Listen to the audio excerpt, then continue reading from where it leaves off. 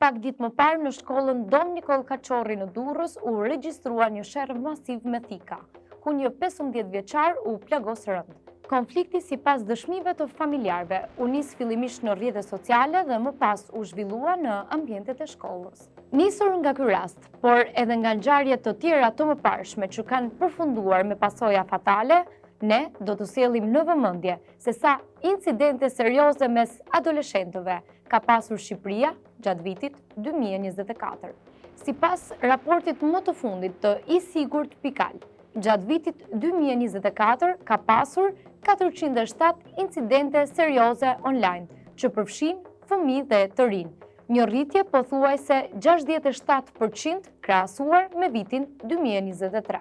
Sipas raportit, grupmosha më e prekur është 15 deri në 18 vjeç. Platformat digjitale janë hapësirat kryesore ku ndodhin incidentet, ku vendin e parë e zë TikTok duke regjistruar 1564 raste. Pas TikTok ishte Telegram me 157 raste, ndërsa Instagram dhe Facebook regjistruan nga 118 raste secila. Format kryesore të dhunës online janë kërcënimet, shantazhet, përndjekjet, bullizmi dhe gjuha e urrëties. Kufizimi i aksesit në TikTok, një vendim i marrë në dhjetor të vitit të kaluar nga qeveria shqiptare, duket se nuk mjaftoi. Çfarë duhet bërë? Cilët janë shembujt më të fundit nga e gjithë bota që i kanë kushtuar një vëmendje të madhe sigurisë së fëmijëve nga epoka digjitale? Australia bëhet vendi i parë në botë që ndalon plotësisht rrjetet sociale për fëmijët,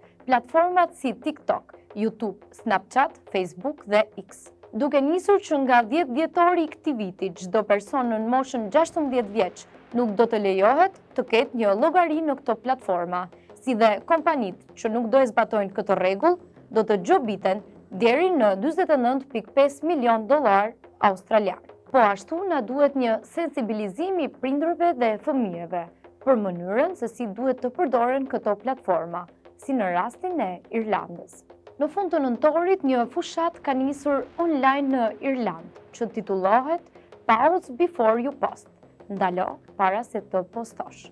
Qëllimi është të sensibilizoj prindërit për rreziqet që mund të vinë nga publikimi i videove dhe fotove personale të fëmijëve të tyre në internet. Arsyeja pse fushata ka nisur tani është rritja e shqetësimeve për sigurinë digjitale të fëmijëve. Pasi këto postime mund të përfundojnë në duar të gabuara, mund të përdoren për abuzim apo të shfrytëzohen për imitime me inteligjencë artificiale.